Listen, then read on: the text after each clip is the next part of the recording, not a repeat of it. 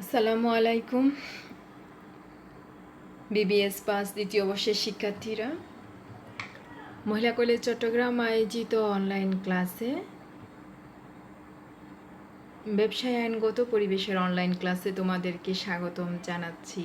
আমি রুমানা স্বপ্নম, প্রভাষক ব্যবস্থাপনা বিভাগ।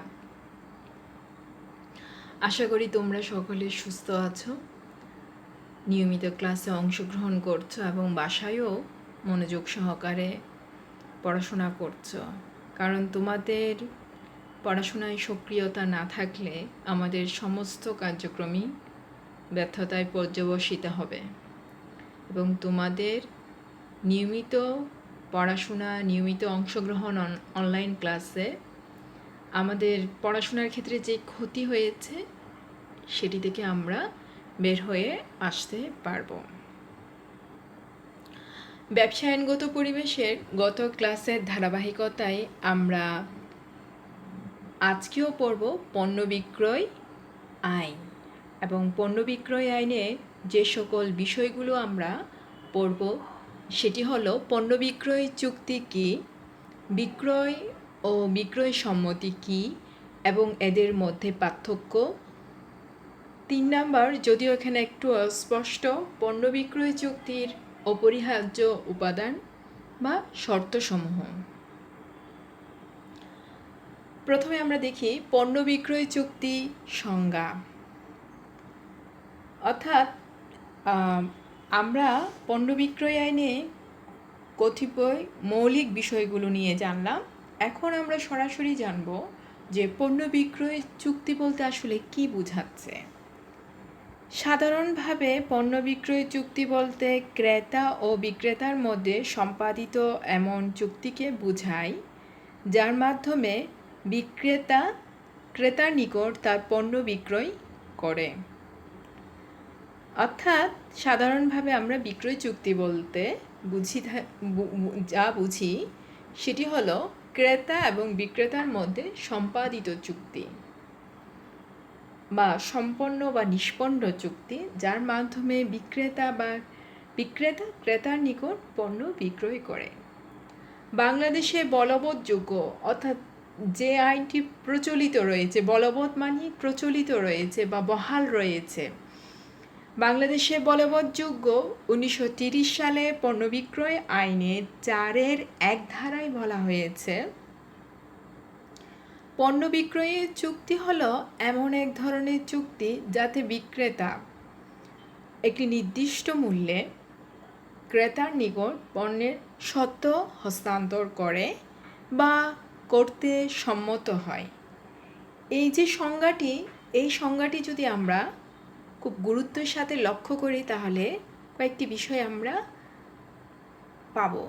তার মধ্যে যে এটি হলো এমন চুক্তি যেখানে কি একটা নির্দিষ্ট মূল্য থাকবে, যেখানে পণ্যের স্বত্ব হস্তান্তর করে বা করতে সম্মত হয় কে? বিক্রেতা। ক্রেতার নিকট পণ্যের স্বত্ব মানে মালিকানার যে অধিকার সেটি হস্তান্তর করে বা করতে সম্মত হয়। এই বিষয়টা থেকে আমরা মূলত পণ্য বিক্রয় চুক্তিকে 2 ভাগে বিভক্ত করতে পারব। একটি হস্তান্তর করে, অন্যটি করতে সম্মত হয়। এবং উদাহরণ দিয়ে আমরা আরেকটু বলি যে করিম নামে কোনো ব্যক্তি ধরো 2000 টাকা মূল্যের তার একটি সাইকেল রাজুর কাছে অর্পণ করা, ন্যস্ত করা বা দিয়ে দেওয়া, কিংবা হতে পারে আগামী 3 দিনের মধ্যে অর্পণ করবে বলে জানাই। উভয় ক্ষেত্রেই তা বিক্রয়ের চুক্তি হিসেবে গণ্য হবে। আমি আবারও বলি, যেহেতু আইনগত বিষয় তোমাদের হয়তো প্রথমে একটু কঠিন মনে হতে পারে, কিন্তু তোমরা যদি একটু মনোযোগ দিয়ে প্রত্যেকটা পয়েন্ট লক্ষ্য করো তাহলে পুরো বিষয়টাই তোমাদের কাছে সহজ হয়ে যাবে। আবারও বললাম, দেখো যে করিম নামে কোনো ব্যক্তি 2000 টাকা মূল্যে তার সাইকেল রাজুর কাছে অর্পণ করে, অর্পণ করা মানে হলো কারো কাছে দিয়ে দেওয়া বা ন্যস্ত করা। বা কিংবা হতে পারে আগামী 3 দিনের মধ্যে অর্পণ করবে বলে জানাই। উভয় ক্ষেত্রেই তা কি হতে পারে, বিক্রয়ের চুক্তি হিসেবে গণ্য হতে পারে। তার মানে আমরা দেখলাম বিক্রয়ের চুক্তি মূলত 2 ধরনের। আর সেগুলো কি? সেগুলো হলো, একটি হলো বিক্রয়, অপরটি হলো বিক্রয়ের সম্মতি, অর্থাৎ একটি বিক্রয় হিসেবে গণ্য হয়ে যাবে, আর অন্যটি বিক্রয় নয়, বিক্রয়ের সম্মতি হিসেবে গণ্য হবে। 1930 সালে পণ্য বিক্রয় আইনে 4-এর 3 ধারায় বলা হয়েছে, বিক্রয় চুক্তি অনুযায়ী বিক্রয়ের সঙ্গে সঙ্গে পণ্যের মালিকানা সত্ত্ব বিক্রেতার নিকট হতে ক্রেতার নিকট হস্তান্তরিত হলে তাকে বিক্রয় বলে। অপরপক্ষে যদি ক্রেতা বিক্রেতার মধ্যে এইরূপ সম্মতি প্রতিষ্ঠিত হয় যে পরে কোনো এক নির্ধারিত সময় গত হওয়া মানে কি, সময়টি চলে গেলে, কোনো এক নির্ধারিত সময় যদি চলে যায় বা কোনো নির্দিষ্ট শর্ত পালিত হলে পণ্যের মালিকানা হস্তান্তরিত হবে, সেক্ষেত্রে তাকে বিক্রয়ের সম্মতি বলা হবে। অর্থাৎ আমরা আইনের যে সংজ্ঞা দেওয়া হয়েছে, বিক্রয় বলতে কি বোঝাচ্ছে, বিক্রয় সম্মতি বলতে কি বোঝাচ্ছে, উভয়টাই আমরা যদি লক্ষ্য করি তাহলে আমরা দেখব যে বিক্রয় চুক্তি এই ক্ষেত্রে পণ্যের মালিকানা সত্ত্বটি কি বিক্রয়ের সাথে সাথেই বিক্রেতার নিকট থেকে ক্রেতার নিকট চলে যায়। কিন্তু বিক্রয় সম্মতির ক্ষেত্রে সেটি কি হবে, সেটি যে কোনো একটা নির্দিষ্ট দিন বা তারিখ গত হলে বা নির্দিষ্ট কোনো শর্ত যদি পালিত হয় তবেই পণ্যের মালিকানা হস্তান্তরিত হবে। হস্তান্তরিত হওয়া মানে কি, মূলত হস্তান্তরিত হওয়া মানে এক হাত থেকে অন্য হাতে যাওয়া। এই ক্ষেত্রে বোঝাচ্ছে যে বিক্রেতার নিকট থেকে ক্রেতার নিকট পণ্যটির মালিকানা কি চলে যাবে, সেই ক্ষেত্রে তা বিক্রয়ের সম্মতি হিসেবে বলা হবে। এতক্ষণ পর্যন্ত আমরা দুটো কি বিষয়েরই সংজ্ঞা জানলাম আইন অনুযায়ী। এবার আমরা দেখব এই দুটি বিষয়ের মধ্যে আসলে কোনো পার্থক্য আছে কি না।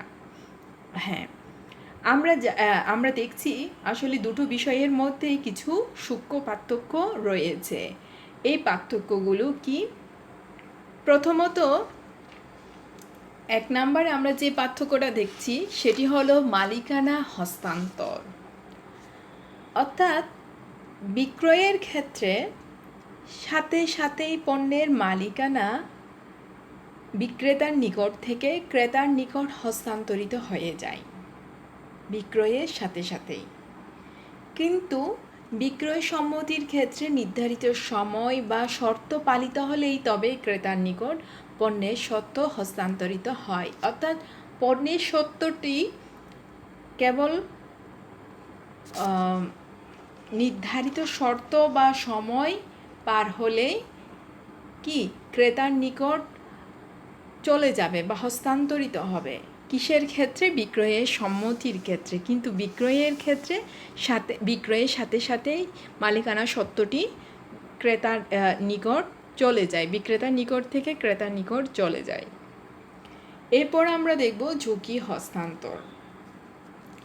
বিক্রয়ের ক্ষেত্রে বিক্রয়ের পর পণ্যের কোনো ক্ষতি হলে সাধারণত ওই ক্ষতি ক্রেতাকেই বহন করতে হয়। অর্থাৎ বিক্রি করার পর পণ্যের যদি কোনো ধরনের ক্ষতি হয়, ওই ক্ষতি ক্রেতাকেই বহন করতে হবে।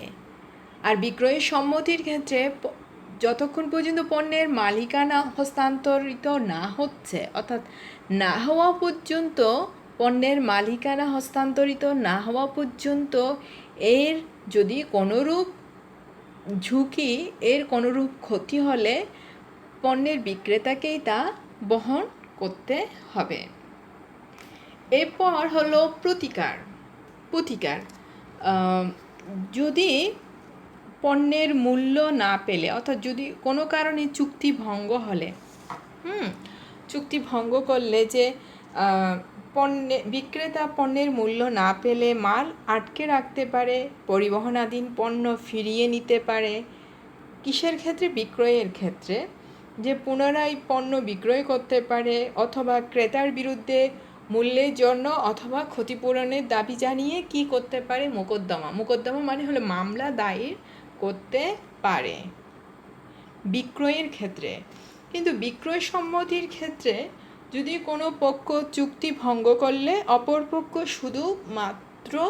শুধু খেসারত দাবি করতে পারে। খেসারত মানে হলো ক্ষতিপূরণ।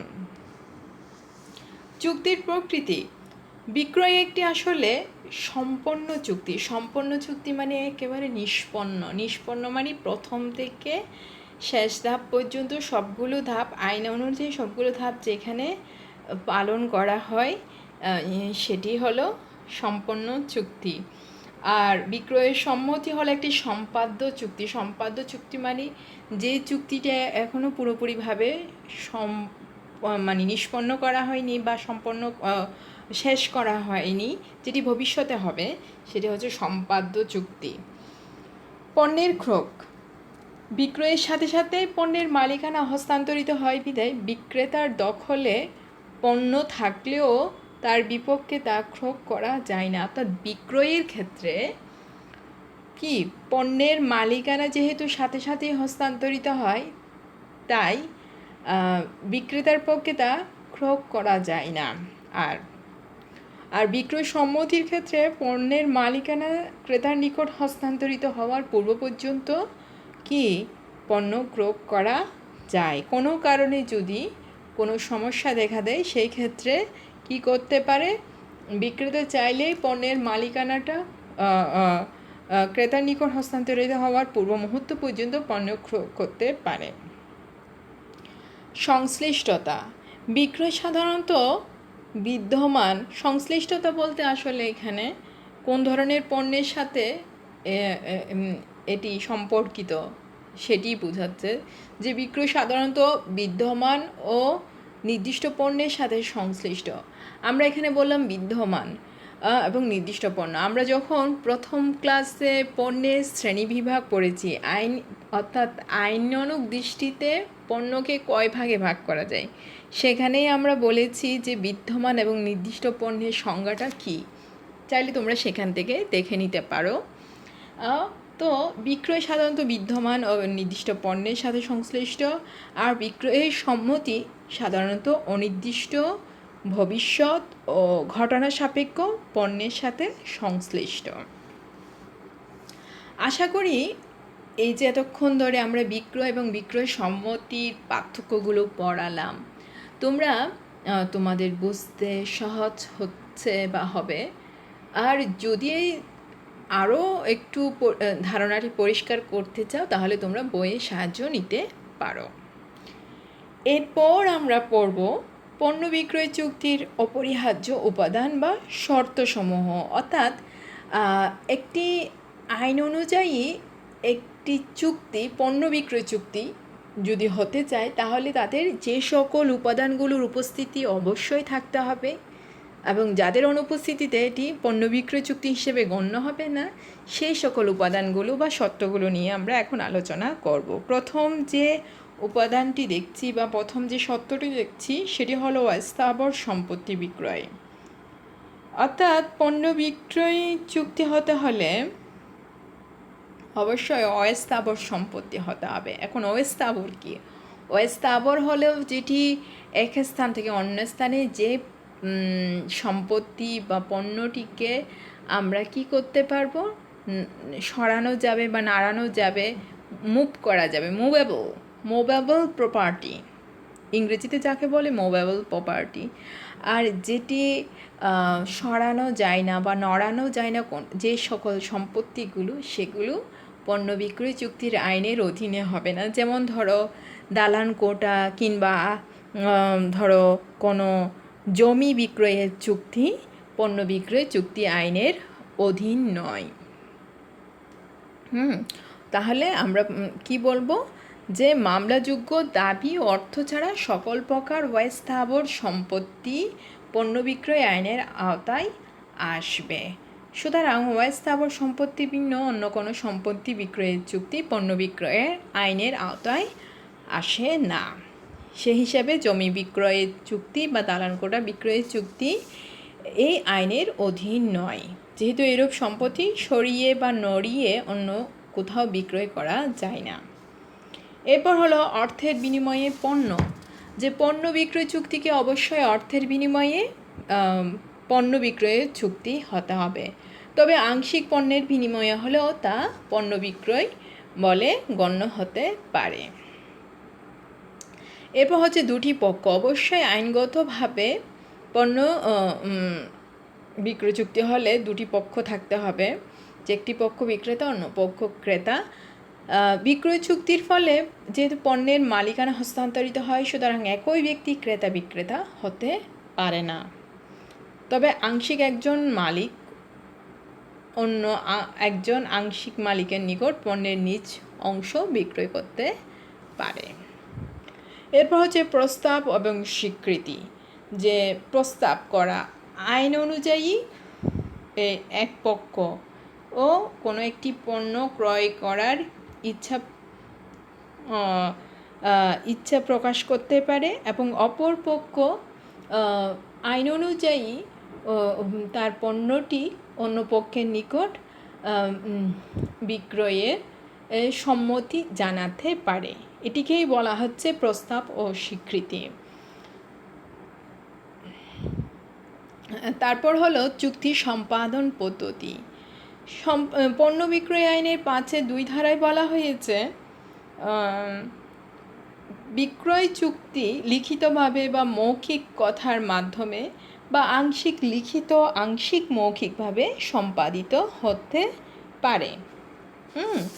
পক্ষগণের আচরণের ধারাও এরূপ প্রতীয়মান গ্রাহ্য হয়। অর্থাৎ আমরা সহজ ভাষায় বলি যে চুক্তি সম্পাদন হতে হলে অবশ্যই তা লিখিত হতে পারে, মৌখিক হতে পারে বা আংশিক লিখিত বা আংশিক মৌখিকভাবে সম্পাদিত হতে পারে। মূল্য প্রদানের প্রতিশ্রুতি। যে পণ্য বিক্রয়ের ক্ষেত্রে মূল্য প্রদান বা মূল্য প্রদানের প্রতিশ্রুতি থাকা চুক্তির পক্ষে অপরিহার্য। অর্থাৎ অবশ্যই মূল্য প্রদানের বিষয়টি থাকাটা অপরিহার্য। চুক্তিতে মূল্য নির্দিষ্ট থাকতে পারে অথবা পক্ষসমূহের সম্মতি দ্বারা স্বীকৃত কোনো পদ্ধতিতে মূল্য নির্ধারিত হতে পারে অথবা লেনদেনের প্রকৃতি অনুসারেও তা নির্ধারিত হতে পারে। এইরূপ করা না হলে ক্রেতার যুক্তিসঙ্গত মূল্য দিতে বাধ্য থাকবে। তারপর হলো বিক্রয় চুক্তির শর্ত। পণ্য বিক্রয় আইনের 4-2 ধারায় বলা হয়েছে যে পণ্য বিক্রয় চুক্তি শর্তহীন বা শর্ত সাপেক্ষ যে কোনো প্রকারে হতে পারে। এইরূপ চুক্তি শর্ত সাপেক্ষ হলে সেক্ষেত্রে চুক্তিভুক্ত পক্ষসমূহ চুক্তি পালনের সময়, স্থান, পণ্য অর্পণের পদ্ধতি ইত্যাদি সম্পর্কে যে কোনো শর্ত গ্রহণ করতে পারে। শর্তাবলীও 2 প্রকারের হতে পারে, মুখ্য শর্ত, গৌণ শর্ত। এবার আমরা দেখব যে চুক্তি সম্পাদনে আসলে যোগ্যতা কী। যে সাধারণ চুক্তির ন্যায় বিক্রয় চুক্তিতেও চুক্তিভুক্ত উভয় পক্ষের চুক্তি সম্পাদনের যোগ্যতা থাকা উচিত। কোনো নাবালক, পাগল বা দেউলিয়া ইত্যাদি ব্যক্তির চুক্তি সম্পাদনের যোগ্যতা নেই বিধায় তারা বিক্রয় চুক্তি সম্পাদন করতে পারে না। এইখানে দেউলিয়া বলতে নিশ্চয় তোমরা জানো যে দেউলিয়া হচ্ছে যার কি ঋণ পরিশোধ করার কোনোভাবেই ঋণ পরিশোধ করার ক্ষমতা নেই, তাকে মূলত দেউলিয়াগ্রস্ত বলা হয়। যে আইনগতভাবে যাকে বলা কোনো ব্যক্তিকে যদি ঋণ পরিশোধে অক্ষম, সেক্ষেত্রে ওই ব্যক্তি দেউলিয়া বলে গণ্য হবে। এরপর উদ্দেশ্য বিষয়বস্তুর বৈধতা। বিক্রয় চুক্তিভুক্ত বিষয়বস্তু অবশ্যই কি বৈধ হতে হবে। অবৈধ কোনো উদ্দেশ্য বা বিষয়বস্তুর পণ্য বিক্রয় চুক্তি বৈধতা লাভ করে না। যেমন ধরো চূড়াপথে আসা ভারতীয় শাড়ি বিক্রয় চুক্তি হলে তা যেমনি পণ্য বিক্রয় হিসেবে গণ্য হবে না। তেমনি কাউকে হত্যার উদ্দেশ্য জানা সত্ত্বেও যদি কোনো ধারালো অস্ত্র বিক্রয়ের চুক্তি আইনের আওতায় পণ্য বিক্রয়ের চুক্তি হিসেবে গণ্য হতে পারে না। স্বেচ্ছাসায়ী, সাই মানে হলো সাড়া দেওয়া বা সম্মতি প্রকাশ করা। স্বেচ্ছা মানে নিজের ইচ্ছায় স্বেচ্ছাসায়ী। পণ্য বিক্রয় চুক্তিতে সংশ্লিষ্ট উভয় পক্ষের স্বেচ্ছাসায়ী থাকা উচিত। কারো উপর বল প্রয়োগের মাধ্যমে বা অনুচিত প্রভাব, মিথ্যা বর্ণনা ও প্রতারণার মাধ্যমে সায় আদায় করা হলে ওই চুক্তি বাতিল বলে গণ্য হবে। নির্দিষ্টতা, পণ্য বিক্রয় চুক্তির বিষয়বস্তু নির্দিষ্ট করার উপযোগী হতে হবে। যে ক্ষেত্রে চুক্তির বিষয়বস্তু নির্দিষ্ট করা যায় না তা বাতিল বলে গণ্য হবে। অর্থাৎ পণ্যের মূল্য কী হবে উভয় পক্ষ চুক্তিতে নির্দিষ্ট করতে পারে বা পরবর্তীতে নির্দিষ্ট করার মতো কোনো পন্থা উভয় পক্ষ সম্মত হতে পারে। যদি এরূপ নির্দিষ্ট করার কোনো সুযোগই না থাকে তবে তা পণ্য বিক্রয় চুক্তি হিসেবে বিবেচিত হবে না। চুক্তি পালনের সম্ভাব্যতা, বিক্রয় চুক্তি অবশ্যই পালন সম্ভব হতে হবে। অমাবস্যার ফুল বিক্রয় চুক্তি পালন সম্ভব নয়, বিধায় তা পণ্য বিক্রয় চুক্তি হিসেবে গণ্য হবে না। অর্থাৎ এমন কোনো বিষয়ে আমরা চুক্তি সম্পাদন করতে পারবো না যেটি আসলে মূলত বাস্তবের সাথে যার কোনো সম্পর্ক নাই। হ্যাঁ, অসম্ভব অকল্পনীয় কোনো বিষয় নিয়ে আমরা চুক্তি সম্পাদন করতে পারবো না। তাই চুক্তি পালন হলে বা চুক্তি করতে চাইলে আমাদের অবশ্যই সেটি পালন করার সম্ভাব্যতা থাকতে হবে। মূলত এই ছিল আজকের ক্লাসে আমাদের কি মূল বিষয়, যে পণ্য বিক্রয় চুক্তি কী, পণ্য বিক্রয় চুক্তি কী কী ধরনের, তাদের মধ্যকার পার্থক্য, পণ্য বিক্রয় চুক্তির অপরিহার্য উপাদানসমূহ। আশা করি তোমাদের পুরো আলোচনাটাই তোমরা শুনেছ এবং বোঝার চেষ্টা করেছ। তোমরা ভালো থাকো, সুস্থ থাকো। পরবর্তী ক্লাসে আমাদের আবারও পণ্য বিক্রয়ের অধ্যায়ের বাকি বিষয়গুলো নিয়ে আমরা আলোচনা করব।